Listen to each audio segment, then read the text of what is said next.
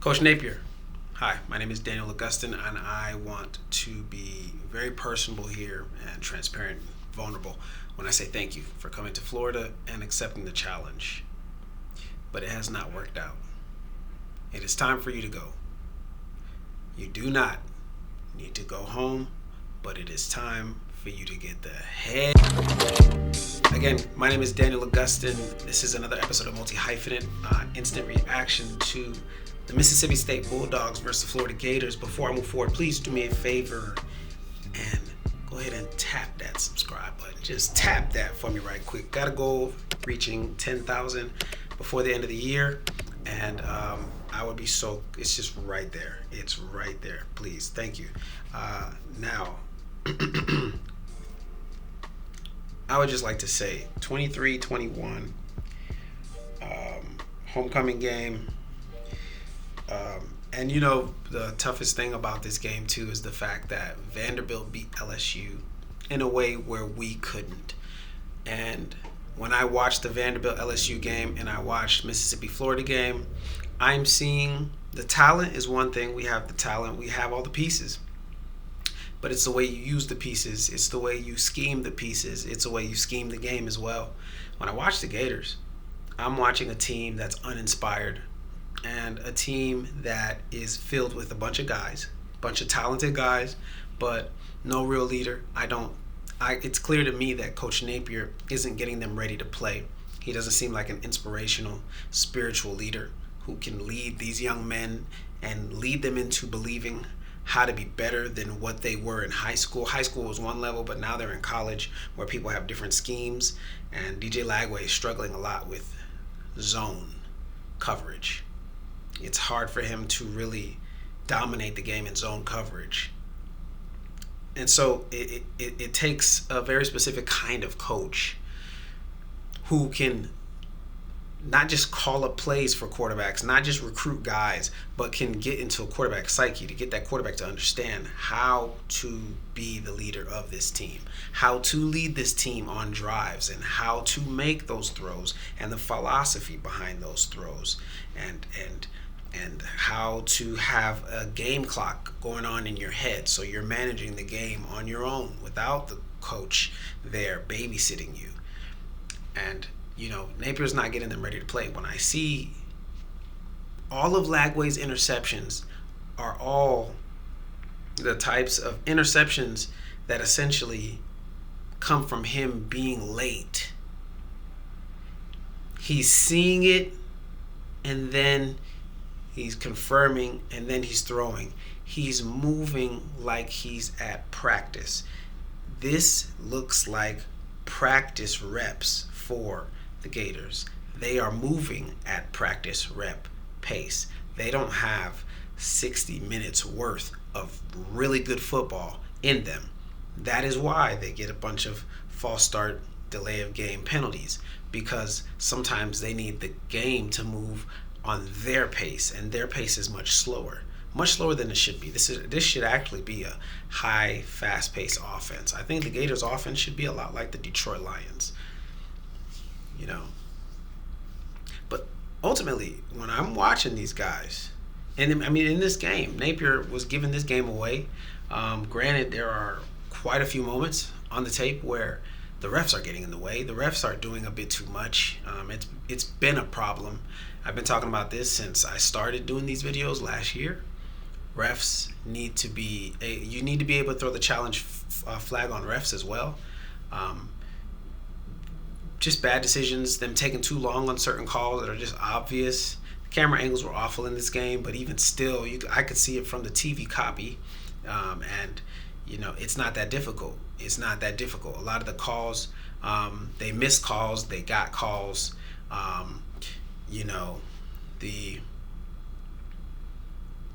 non-call on Thornton, number 18 on the Gators, when Mississippi State went deep on us, they were going to go up 14-3.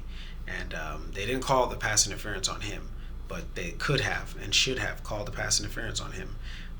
Damn near got a concussion. Damn near gave the man a concussion, and they didn't call it. They just fell asleep on that play. But then all of a sudden they want to call holding on Trey Wilson. Listen, I'm looking at the game, and if this holding has nothing to do with the play, if they're far away from the play, or if it's not that serious or malicious, it's not something that needs to be called. And they're calling such ticky-tack stuff and missing stuff. The pass interference they called on Dallas Wilson, it's almost like the referees got something weird going on where they're trying to call things to make up for calls, or they're gambling on games. It's not that far-fetched. It doesn't make sense to me that the Gators are constantly getting the worst calls, but the only other thing that does make sense to me is that the Gators can't put together 60 minutes of very good football. It takes a lot to really be very locked in for 60 minutes physically, mentally, and they're not practicing that hard. The fact that DJ Lagway has been hurt all summer, all this whole time, he's been hurt. Athletes don't just stay hurt. That's not how this works. They're not working that hard. They're not hydrating that well. They're not hitting at practice. They're not hitting enough. This team does not look like the kind of team that can actually challenge another team for 60 minutes. When they played against Miami, they got worn out. Towards the fourth quarter, they got worn out. They couldn't make plays on offense, and their defense could only hold up the other team so much. They got worn out. They got beat out. So this team is really lacking when it comes to the leadership on this team, and with this team, the work ethic with this team, and it shows. Guys are constantly. This team is beyond a disappointment. This game was beyond a disappointment. This was a very hard game to watch. The 2 interceptions on Lagway alone, those are on him, but they're also on Napier too, because he's allowing whatever kind of mockery is going on when it comes to the practice schedule. They say this guy hasn't been practicing and didn't start practicing until 2 weeks before the season. What the fuck is that? What do you mean he hasn't been practicing? I don't give a fuck if he's injured. He needs to be in the facility practicing. He needs to be looking at VR, virtual reality type shit, and we're going over plays and timing, and we're figuring things out. And okay, your bottom half is hurting. Okay, cool. Well, we're going to be working on your upper body. DJ Lagway still looks out of shape, if you ask me. He lumbers around on the field. He's not really moving that smooth in the pocket, and he seems to constantly be a questionable ball player as it pertains to his athleticism. His athleticism seems very questionable. He seemed so much more athletic when he first got to Gainesville, but it seems like he's fallen off, and I think part of that is the coaching. I don't think he feels the coaching isn't anchoring him, and he's getting to do whatever he wants. And I think he's developing right now, going from being a 18-year-old boy under his father and the high school and the structure of being at home with your parents, to now being on the college campus and life changing in front of your eyes and getting NIL deals and being told you're a preseason Heisman candidate, and now you're probably trying to be extra sure about everything. And so boom, I want to make sure I see my guy open. Cool, let me throw this touchdown so I can rack up these stats. Oh, interception. What the fuck? 2 interceptions for Lagway. I think that, again, is Napier and Lagway go hand in hand right now. People, I'm watching different podcasts, and people are talking about who they want at coach. I understand the Lane Kiffin thing. You know, he's got the spunk. I think Lane Kiffin would give Florida the swagger that it hasn't had since Spurrier. That's who he feels like to me. But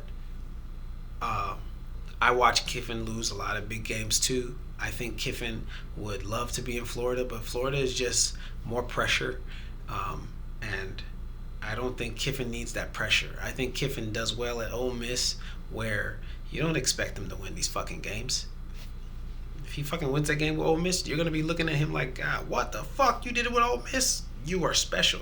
But we bring him over here in Florida, just go eat his ass up if he does not make it, if he doesn't win those big games. There needs to be a real coach who's coming in, and he's a quarterback guru. And for some reason, I'm listening to the Locked On Gators podcast, and I hope to get a comment back on, the comment that I left.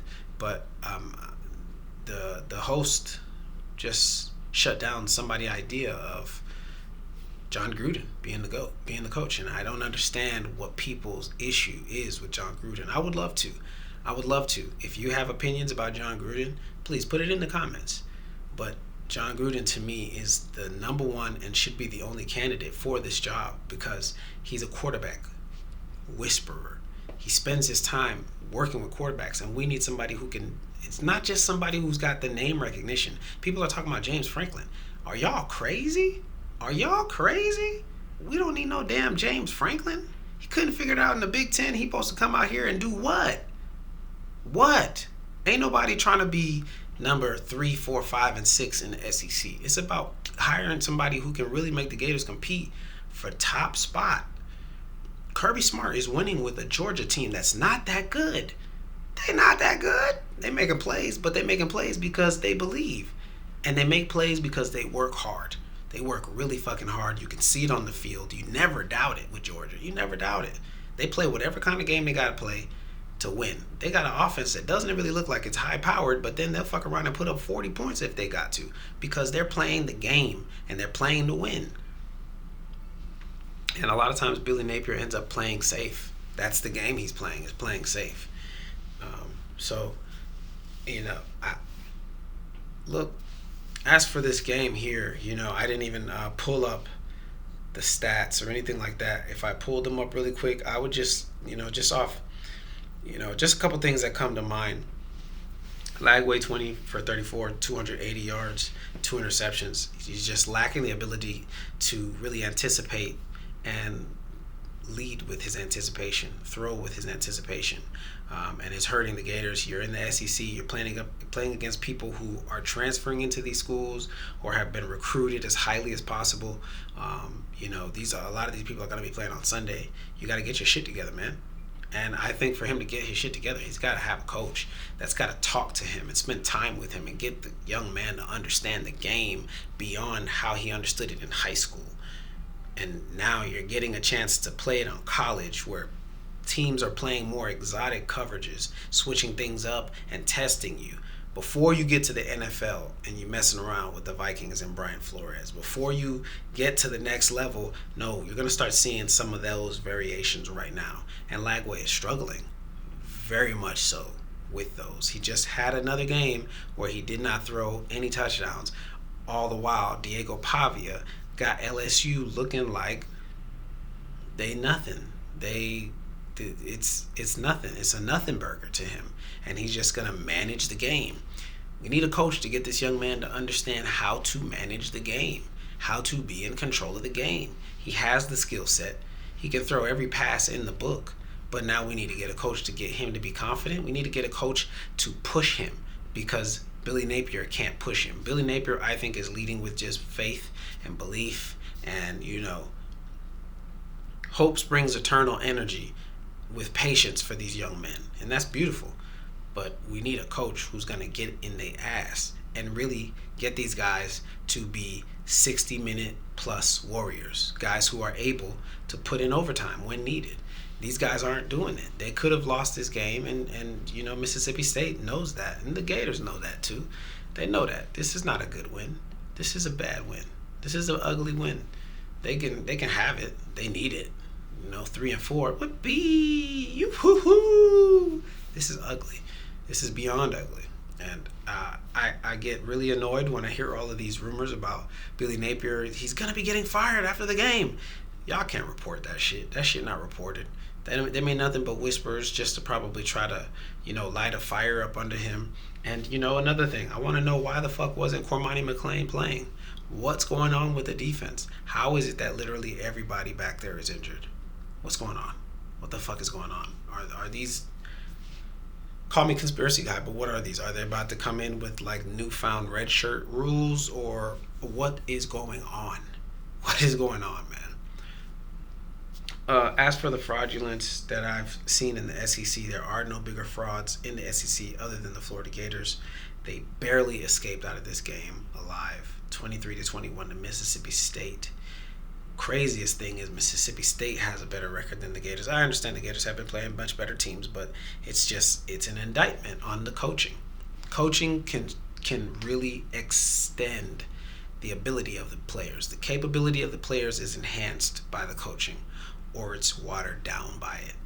Georgia does not have the athletes that the Gators have, but Georgia has players that are enhanced because Kirby Smart is also in the game. Kirby Smart is playing the game too. He is pushing referees. He might be cheating sometimes. Last year, he pushed another player. He is in the game. Kirby Smart is very competitive, and if his team feeds off of that. Billy Napier just stands there. He don't do shit, say shit. He just looks like it's gonna come. It's gonna come. I'm gonna be blessed. There's gonna be a rainbow. There's gonna be some kind of Hail Mary miracle that's gonna take care of us. And it's beyond ugly to watch. It's bad football. It's bad football. He's fumbling the careers of these young men because he doesn't know how to put them in the position to win. He doesn't know how to get them to see what they need to see. That touchdown throw that got taken away from the Gators when DJ Lagway went to Hayden Hansen. See, here's my problem with that. You get down there in that goal line, you're always going to Dallas Wilson. Make it a thing. It is the thing. Get the other team to start fearing that thing. That Hayden Hansen play where you got the quickie, no, that is the thing that we go for on 3rd and 2, on 3rd and short. Same play, but that's where we hit the short route. That's where we go for that. And that's where they're going to be thinking we're going to Dallas Wilson. No, we're going to Hayden Hansen there. 3rd and short, 4th and short. That's what we're doing there. Goal line, we're always going to Dallas Wilson. Dallas Wilson was wide open. That's what our team is going to feed off of. But I think that those are just certain things that, for me as a coach, I'm telling Lagway, you're going to Dallas on this play. That's what's going to be open. I'm not going to confuse him, tell him to try to really read the whole damn... No. We're going to Dallas here. We're setting this up to go for Dallas. The pick is designed for Dallas. We're not down there to read a bunch of shit in the goal line in the red zone. We're down there to get 7 points, and we end up getting 3. We can't be trading these points with teams that don't deserve to be in games with us, but we allow these teams to be in games with us because our coaching is so porous that we're watering down the talent of these young men. And that's what we're seeing with the Florida Gators. It's been that way since Napier's been there, and you need somebody who's going to enhance them. James Franklin don't enhance nobody. James Franklin has been enhanced by certain players that he has had on that squad that's been able to help that team excel. He does not enhance anybody. If he did, what happened at Penn State just now would not have happened. They're still losing the same way without him there. They just lost today to Iowa, like another game where they lost by like 1, 2, 3 points. He didn't do anything over there. That job opening is a job opening that should be open. It needs to be open. And it pains me when I see people in the comments saying, what about James Franklin? You're focused on a name. You're focused on a name. You need a guru. You need somebody who could really come in there and rewire the way these young men are going into each week. You need somebody who can get these young men to be hyper-focused for 60-plus minutes on how to win this game, how to dominate and win their matchups when it's time to win their matchups, how to get DJ Lagway to be more consistent. He made a bad throw down there in the goal line when he threw it up there to number 7 to the tight end, and that was a bad throw. He should have just let him. He had all of that space, and he could have led him over to the pylon, and he would have just walked. He could have walked to the ball. He had so much space. But instead, DJ Lagway throws this jump pass in the end zone. He's off. He's off. When you look at Lagway, he's off. He looks like he's playing in molasses. He looks like he's playing at practice speed. When he took that sack on 3rd and 1, he looked like he didn't know what to do with the ball. He looked like he didn't expect that to happen. He looked like he didn't have a plan. He doesn't look intentional. He looks like he's reacting. There's, funny situation there with the words, but, he looks very reactionary to what's going on around him, but he's not imposing his will on the game or on anything that's going on. The only time that happened was in Texas, against Texas, excuse me. Yeah, that was at Texas. That was the only time that happened. Oh, no, that was in the Gainesville. That was in the Swamp. Listen, another hard game to watch. Hard game to watch, to win by 2. This team is so, these players are so talented, but they find a way to be so unimpressive, week in and week out. Week in and week out, they are so unimpressive. Guys, if you guys at this part of the video, I really appreciate you rocking with me. Shame on me because I didn't even say anything about all of the sacks, all the pressures, Jaden Baugh. No, this is more about it's time for Napier to go, and we just gotta be honest about that, and we gotta really make sense of the names that people is talking about. We gotta make sense of this. You feel me? Again, I would really appreciate it if you like, comment, but subscribe the most, because that goal to hit 10K would be so fire.